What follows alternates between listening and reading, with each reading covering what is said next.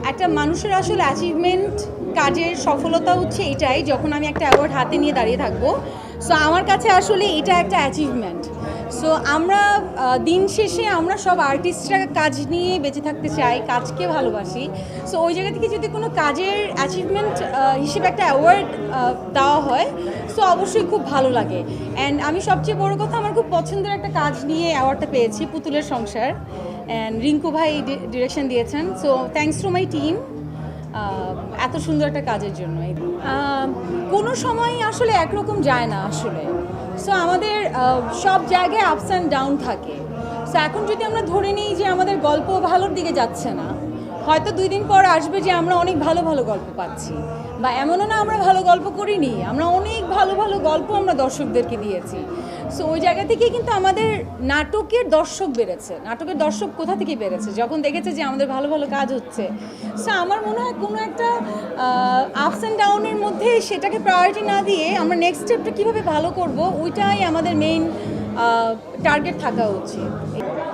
Award সব journalist ভাইদেরকে dedicate করলাম। অসম বিকজ আমাদের ফিল্মটা জয়েন্ট ভেঞ্চার ফিল্ম ছিল হলিউডের সাথে। সো প্রথমবার হলিউডের ফিল্ম করেছি এবং প্রথমবার একটা অ্যাওয়ার্ড পেয়েছি অ্যাজ এ নিউ কামার হিসাবে, তাও very big production house Jaaz multimedia থেকে। থ্যাঙ্কস টু জাজ মাল্টিমিডিয়া, আমাদের যে ডিরেক্টর ছিলেন Asif Akbar, that's for you man. Right, half moon actually এটা হচ্ছে পার্শিয়াল একটা ট্রু স্টোরি, যেটা বাংলাদেশের একটা গল্প। তো এটা আমরা প্রি প্রোডাকশন চলছে এখন, আমরা ডিসেম্বরে বাংলাদেশে শুটিং শুরু করব। দেন একটু যখন সামারি টাইমটা আসবে লন্ডনে, তখন সামারি পার্টটুকু আমরা লন্ডনে শুটিং করব। সো ডিসেম্বরে আমরা ইনশাল্লাহ শুরু করতে যাচ্ছি।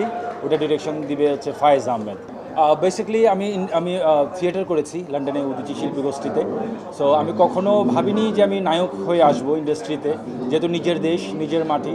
আমি চেয়েছি অলওয়েজ অ্যাক্টর হয়ে আসতে, এবং আমি এখানে লেখা আছে দেখবেন যে ফিল্ম অ্যাক্টর, এখানে কোনো হিরো কোনো হিরোইজম নাই। সো অভিনেতা হিসেবেই আমি অ্যাওয়ার্ডটা পেয়েছি। সো এখানে কোনো কম্পিটিশন নাই।